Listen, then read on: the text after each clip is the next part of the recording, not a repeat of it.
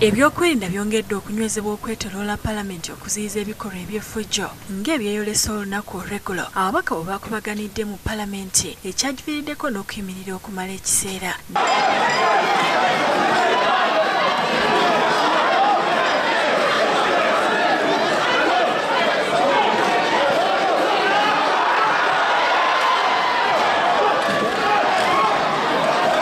Ababaka abali ku ludda oluvuganya gavumenti naddala bawakanya eky'okuggyako ku myaka gya pulezidenti bakedde ku Paalamenti. Tukedde kukola strategy kubanga tumaze okitegeera nti ne Pulezidenti Museveni olwaleero nga jje bwe yabadde n'olwaleero waali era nga bagezaako okwagala okuyingiza amagye mu gakwate abakulembeze mu Paalamenti. N'okulaba nti twongera okulungamya sipiika aleme kutiisibwa kubanga babeesefusi bajja muno n'emmundu zaabwe ne beetalaatala muleeya nga balina bupisito. Twagala mugamba nti naffe nga Paalamenti ababaka tulimu abeesefusi abaffe aba Paalamenti kati kitwagala okumuwa assurance aleme kubiriza nga atidde nga bamutiisatiisa. Bano okuli Paulson Lutamaguzo owa Nakaseke South, Ibrahim Kasoze n'abalala bagamba nti ekibakeeseza kutema mpenda mpya butebe bagenda okuddamu okulemesa ekiteeso eky'okujja ekkomo ku myaka gya pulezidenti. Era twagala okugumya bannansi nti tetujje wano kulwana, tetujje kuvuma muntu yenna, wabula tuzze okukola gye bayita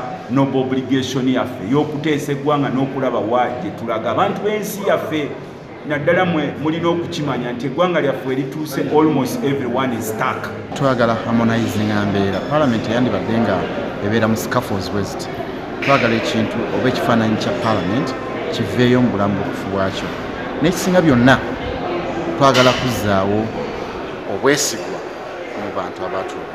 Yasobola kitukedde wano kulaba embeera gy'obwazibidde bukedde butya. Wadde tukitegeddeko nti ababaka bangi bagenda kubanga bagobwa naye njagala kakasa eggwanga nti n'abatono abana abasigaddeyo nga tebagobeddwa bajja kukola omulimu gwe gumu ng'ogwa bonna bwe gwandibadde. Tuli beeteefuteefu okulaba nti tukola ki eggwanga lyaffe ne constitution yaffe tukitwala mu maaso. Era tukyalemeddeko okulaba nti tukuuma ssemateeka waffe nga tutuukiriza obuvunaanyizibwa bwaffe obwatuweebwa bannansi. Basonze olunene Minisita wa Kampala Bet Olive Namisango Kamya okuba n'ekyamanyi ku mmondo eyaleeteddwa mu Paalamenti olunaku olw'eggulo. Yafulumizza jje emmundu, tulina footage zaffe ze tufunye yafulumizza emmundu ya Kibuule mu Paalamenti. Twagala kumubuuza akola ng'ani muno okufulumya emmundu ya Kibuule eyagifulumiza. Kati ebyo byonna biri ku agenda yaffe. Ate Nampala wa gavumenti Ruth Nankabirwa agambye nti ekyakoleddwa ababaka naddala abali ku ludda oluvuganya gavumenti kyatyobodde ekitiibwa kya sipiika ne Paalamenti okutwalira awamu. Kubanga okulayira kwabadde nti nfiirawo over my dead body nja kufiirawo ng'aba naye tewali ali interested mu mirambo wano Paalamenti. Twagala tuteese awatali mulambo gugudde naye ng'omuntu awagana agamba nja kufiirawo ekiteeso tekirina kujja. Kati ekiteeso kyazze kyalumye ku order paper kwe tutandikira olwaleero.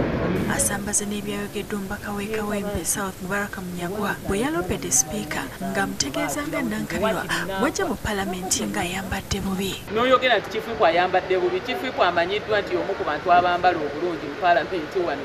Naye n'ogamba ayambadde bubi nti ankola bubi bwe mulaba bwe mutunuulira ankola bubi ankema bwe mutunuulira ankema.